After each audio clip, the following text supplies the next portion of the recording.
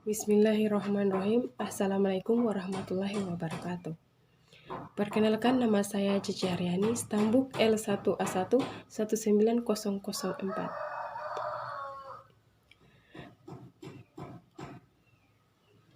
Tujuan saya membuat video ini untuk memenuhi persyaratan praktikum dari mata kuliah kesehatan ternak. Adapun judul praktikumnya yaitu pembuatan preparat hapusan darah pada ternak. Praktikum ini untuk mengidentifikasi gambaran sel darah merah dan sel darah putih.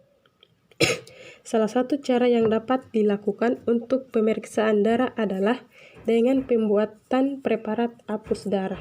Kemudian dilakukan pengamatan di bawah mikroskop.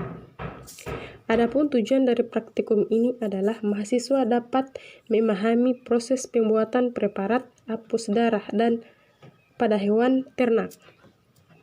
Adapun luaran praktikum adalah mahasiswa memiliki pengetahuan mengenal pembuatan preparat hapusan darah pada hewan ternak.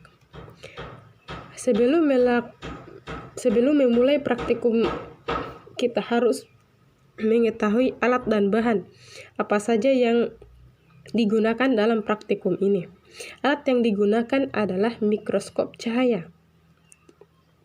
Kegunaan dari mikroskop adalah untuk memeriksa atau mengamati preparat hapus darah yang telah kita buat.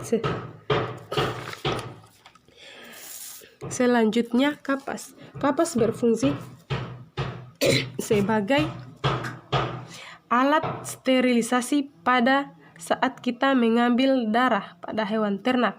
Kapas ini nantinya akan kita beri alkohol, kemudian kita akan usapkan pada tubuh hewan ternak yang kita ambil darahnya. Selanjutnya adalah tabung EDTA.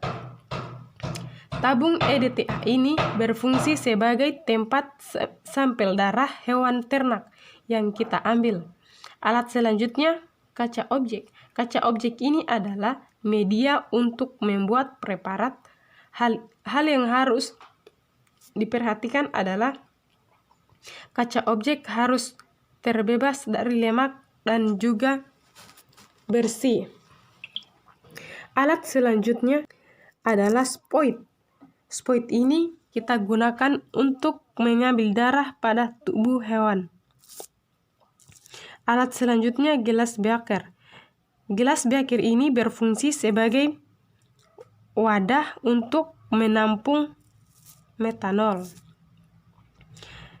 Setelah mengetahui alat yang digunakan dalam praktikum ini, selanjutnya kita juga mengetahui bahan yang digunakan. Bahan pertama adalah alkohol. Alkohol ini digunakan sebagai bahan sterilisasi pada saat kita mengambil darah pada hewan ternak. Alkohol ini akan diteteskan pada kapas yang telah disediakan. Selanjutnya, tentu saja kita membutuhkan hewan ternak sebagai bahan yang kita ambil nanti sampel darahnya sebagai untuk dibuatkan preparat hapusan darah. Bahan selanjutnya metanol. Metanol ini berfungsi sebagai larutan fiksasi.